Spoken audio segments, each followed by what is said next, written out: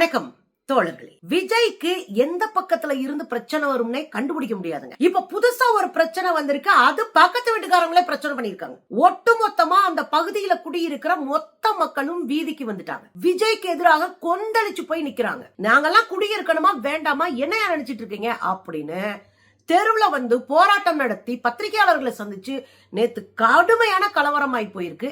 என்ன நடந்துட்டு இருக்கு தோழர்? விஜய்க்கு எங்க போனாலும் பிரச்சனை தாங்க. கூட்டம் நடத்தினா அங்க 41 பேர் சாகுறாங்க. எங்க போனாலும் இந்த பசங்க வம்பெழுத்து வந்துட்டு நிக்கிறானுங்க. கரண்ட் கம்பியில தொங்குறானுங்க, டிரான்ஸ்பாரத்துல ஏறி நிக்கிறானுங்க, அடுத்த வீட்டுக்குறைய உடைக்கிறானுங்க. எங்க போனாலும் பிரச்சனை தான் விஜய்க்கு. அதுல கூட இருக்கிறவங்க பூரா ஒளரி கொட்டி மாட்டி விடுவானுங்க. கார்பரேட் கிரிமினல் வேலையை பார்த்து மாட்டி விட்டுருவானுங்க. இப்ப விஜய் நாலா பக்கத்திலயும் சிக்கி இருக்காரு. ஒரு பக்கம் ஜனநாயகன் படம் சிக்கி இருக்கு சங்கிய கையில, இன்னொரு பக்கம் அவர் கேஸ கொண்டு போய் கையிலே கொடுத்துட்டு வந்துட்டாரு. சிபிஐ பாத்துக்கோங்க அப்படின்னு 41 பேர் மரணத்தினுடைய கேஸ கொண்டு போய் கையில கொடுத்து அதுல சிக்கிட்டாரு. நேத்து 1.5 கோடி ரூபாய். இது எல்லாம் செய்யறது யாரு? பாஜக.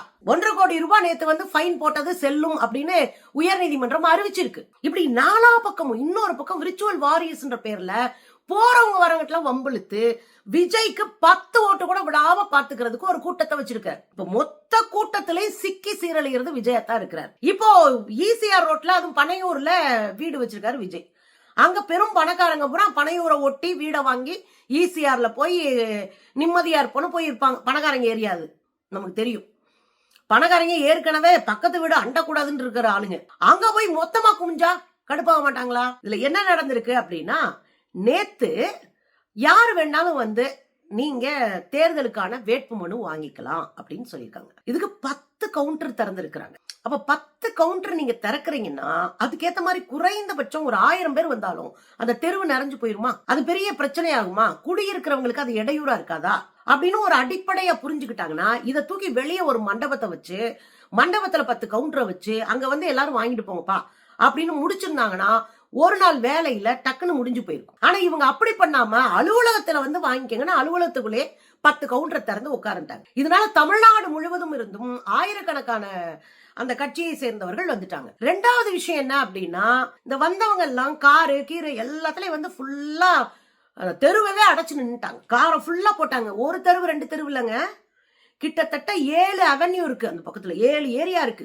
7 ஏரியாவிலயும் வண்டியை கொண்டு போய் நிப்பாட்டிட்டாங்க. இதுல அந்த மக்கள் கடுப்பானது காரணம் என்னன்னா, பேரிகார்டு போட்டாங்க. பேரிகார்டு போட்டு தடுப்பு போட்டு உள்ள யாரையும் வரவிடல, வெளியே யாரும் போக முடியல. அப்படி ஒரு பேரிகார்டு. இதுல என்ன பிரச்சனை ஆகி போச்சுன்னா, அங்க குடியிருக்கிற மக்கள் அவங்க கார் எடுத்துட்டு வெளியே போக முடியல, காரை வச்சுட்டு உள்ள வர முடியல. 2வது அவங்க வேலைக்காரங்க வந்தா கூட உள்ள நுழைய விட மாட்டான். இப்போ அவங்க ஓனருக்கு அடிச்சு ஓனர் வெளியே வந்து இவங்க கிட்ட பேச்சுவார்த்தை நடத்தி சர்வெண்டா கூட்டிட்டு போறாங்க. அந்த வேலைக்கார பொண்ணை கூட்டிட்டு போறாங்க. இதுல அவங்க ரொம்ப கடுப்பாயிட்டாங்க. இன்னொரு வேலையும் அங்க நடந்திருக்கு. போறவங்க வரவங்களாம் பொட்டனை வாங்கிட்டு போய், சாப்பாடு வாங்கிட்டு போய், தண்ணி பாட்டில் வாங்கிட்டு போய், கூல்ட்ரிங்க்ஸ் வாங்கிட்டு போய் சாப்பிட்டுட்டு அங்கன தூக்கி போட்டு, அதனால எச்சி இலையும் சாப்பிட்ட தட்டும் சாப்பிட்ட இதுவும் அதே மாதிரி வாட்டர் பாட்டில் அது இதுமா குப்பையா இருக்கு. அந்த தெருவே குப்பை மாதிரியா இருக்கு. அது அல்ல கூட ஆள் இல்லாம நாரி போய் கிடந்திருக்கு. இதுல சண்டைக்கு வேற போயிருக்கானுங்க. பேச போறாங்க. ஏங்கன்னு கேள்வி கேட்டு போனா, நீ யாரு என்னைய கேள்வி வைக்கிறதுக்கு? நாங்களாம் யார் தெரியுமா? அண்ணன் விஜயோட ஆளுங்க அப்படின்னு பக்கத்து வீட்டுக்காரங்க கூட சண்டை போயிருக்காருங்க. சண்டை போட்டுட்டு அவங்கள வந்து அடிக்கிறதுக்கு போய் அவங்க கிட்ட பிரச்சனை பண்ணிருக்காங்க. அப்ப மொத்தமா என்ன ஆகி போச்சுன்னா கடுப்பாயிட்டாங்க அந்த ஊர் மக்கள். முதல்ல எவ்வளவு கூட்டம் இருக்குன்னு பாருங்களேன்.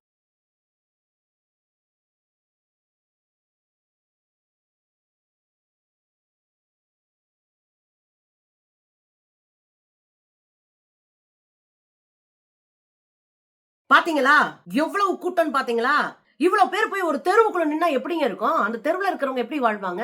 குறைந்தபட்ச அடிப்படையான இத புரிதலாவது இருக்கணும்ல. அரசியல் புரிதலும் இல்ல, கொள்கை தெளிவும் இல்ல, சித்தாந்த தெளிவும் இல்ல, குறைந்தபட்ச அடிப்படை அரசியல் தெளிவும் இல்ல. சொந்த பக்கத்து வீட்டுக்காரங்களே ஓட்டு போட முடியாத அளவு கொண்டு போய் நிப்பாட்டி வச்சிருக்கு இந்த பீசுங்க. இதுல ஒரு அம்மா சொல்றாங்க, இங்க பாருங்க, நாங்க பல மாசம் பொறுத்து பார்த்துட்டோம், எப்பவுமே இப்படிதான் இருக்கு, எங்க காரை போக விடாம வர விடாம அடைச்சு வச்சுக்கிட்டு இன்னைக்கு பேரிகார்டு வரைக்கும் போட்டானுங்க. நாங்க இங்க வாழ்றதா இல்லையா? நாங்களும் பல மாசங்கள் பொறுத்து போயிட்டோம். நேத்து நாள் கட்சியே ஆரம்பிச்சு இப்பதான் இது பண்ணிருக்காங்க. அரசியல பெருசா ஒண்ணுமே பண்ணல, அதுக்குள்ள இவ்வளவு ஆட்டம் ஆடுறாங்களே. நாங்க எத்தனை நாளைக்கு பொறுத்து போவோம்? 7 அவென்யூ இருக்குங்க. 7 அவென்யூ போய் பாருங்க எவ்வளவு பேர் நிக்கிறாங்கன்னு. எங்களுக்கு என்ன பாதுகாப்பு? நாங்க எப்படி வெளியே போயிட்டு வர்றது அப்படின்னு கேக்குறாங்க. கேள்வி நியாயம் தானுங்க. பாருங்க, பிளாக் பண்ணி சர்வன்ட்ஸ் உள்ள வர விடாம இந்த மாதிரி தொந்தரவு பண்ணிட்டு இருக்காங்க. போலீஸ் கிட்ட கேட்டானா பேரிகேட் இஸ் நாட் அலௌட்னு சொல்றாங்க. But they have not removed the barricades. Allow பண்றோம் மேடம். யார் இவங்க எங்க காரை அலோவ் பண்றது? இங்க இருக்கவங்க, நாங்க குடியிருக்கவங்க, இவங்க எங்க காரை உள்ள வரதுக்கு அலோவ் பண்றாங்களா? என்னது இதெல்லாம்? இல்ல, நாங்க இங்க பீஸ்ஃபுல்லா இருக்கலாம்னு தான் வந்திருக்கோம்.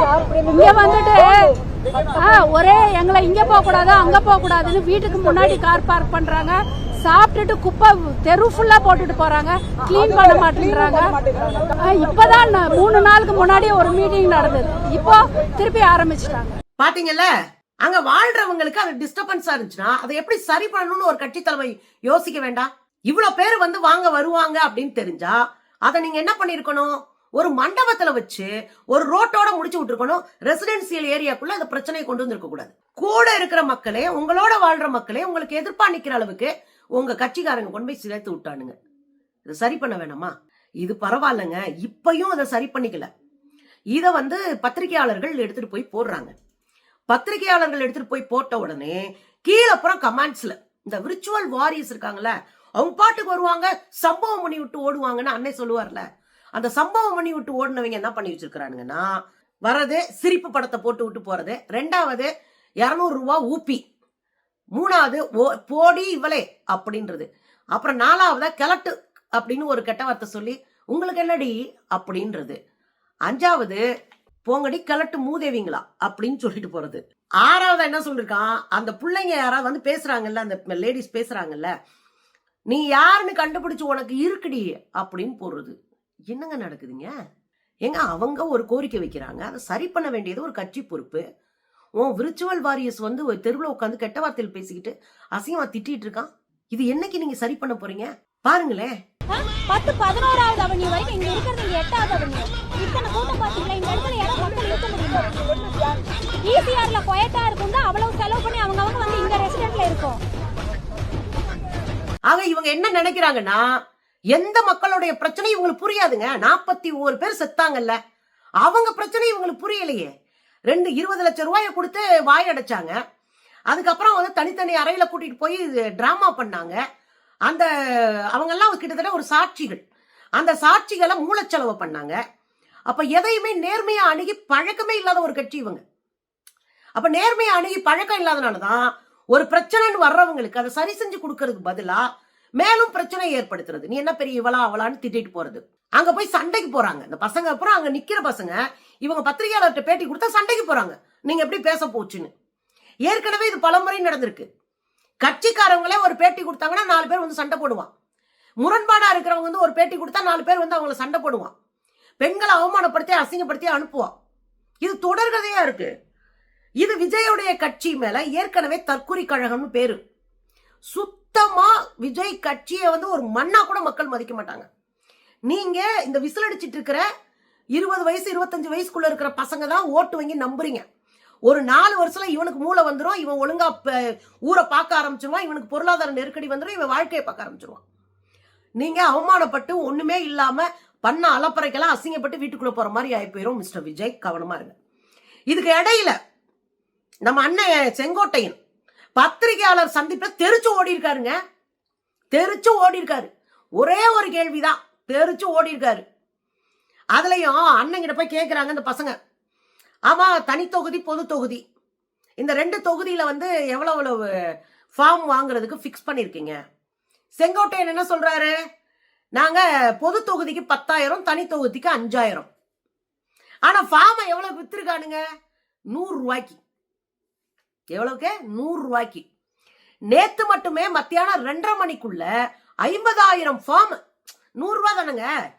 இழுத்து பார்ப்போம், மயிரை கட்டி இழுத்து பார்ப்போம், வந்தா மலை போனா மயிறு, நம்ம ஊர்ல பழமொழி இருக்குல்ல, அது போலதான் இவங்க வந்து 100 ரூபான்னு வித்துருக்கானுங்க. 50,000 வித்துருக்கான்.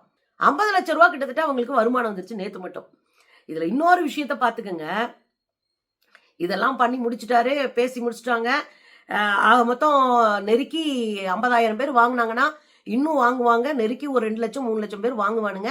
இதுல என்ன பிரச்சனை வரப்போகுது அப்படின்னா, 234 தொகுதிக்கு எத்தனை பேரை நீங்க இது பண்ணுவீங்க? 5 லட்சம் பேர்ல எத்தனை பேரை செலக்ட் பண்ணுவீங்க? செலக்ட் பண்றதுல தலைமைக்கு ஒரு பெரிய சிக்கல் வரப்போகுதுங்க. பெரிய அளவுல பிரச்சனைக்குள்ள சிக்க போறாரு விஜய். ஏற்கனவே எனக்கு பொறுப்பு கொடுக்கலன்னு ஒரு பக்கம் கடுமையான குடும்ப இப்படி சண்டை நடந்துட்டு இருக்கு. இதுல வர்றவங்க பொருளுக்கெல்லாம் சுண்டல் கொடுக்குற மாதிரி நீங்க கொடுத்து விட்டீங்க. நல்லதுதான், ஜனநாயகம் தான். விருப்பப்படுற யார் வேணாலும் வந்து வாங்குறது ஜனநாயகம் தான், அதுல நான் பாராட்டத்தான் செய்வேன். ஆனா அந்த சிக்கலை எதிர்கொள்றதுக்கு நீங்க தெளிவா இருக்கீங்களா? அரசியல் புரிதலோட இருக்கீங்களா? ஏன்னா 3 லட்சம் பேர் வந்து நிப்பான், எனக்கு கூட உனக்கு கூட நிப்பான். அப்ப என்ன பண்ண போறீங்கன்ற கேள்வி இருக்குல்ல, அதுதான் இங்க பெரிய சவாலா இந்த கும்பலுக்கு மாறப்போகுது. ஆனா இதை தாண்டி ஒரு விஷயம் என்னன்னா, பத்திரிகைக்காரங்க கடைசியா கேட்கறாங்க, என்ன சார் 1.5 கோடி ரூபாய் அவதாரம் விதிச்சிட்டாங்களே, அதை விடுங்க தம்பி, அதை விடுங்க தம்பின்னு ஓடுறாரு. ஏற்கனவே செங்கோட்டையன் ஜெயிலுக்கு போனவர் ஊழல் பண்ணி, அவங்க அம்மா ஜெயலலிதா ஜெயிலுக்கு போனவங்க ஊழல் பண்ணி, பாவம் அவங்க இவர் போற இடத்துல பூரா ஊழல்வாதிகளா இருந்தா இவர் என்ன பண்ணுவாரு? 1.5 கோடி ரூபாய் நேத்தான் ஃபைன் போட்டாங்களா, கேட்டதுக்கு தெரிச்சு ஓடுறாரு. ஆக விஜய்க்கு வெளியில இருந்தெல்லாம் எதிரிங்க வர வேண்டாம், கட்சிக்காரங்களே விஜய் சோழியை முடிச்சிருவாங்க. அதைத்தான் நம்ம இன்னைக்கு பாக்குறோம் தோழர்களே.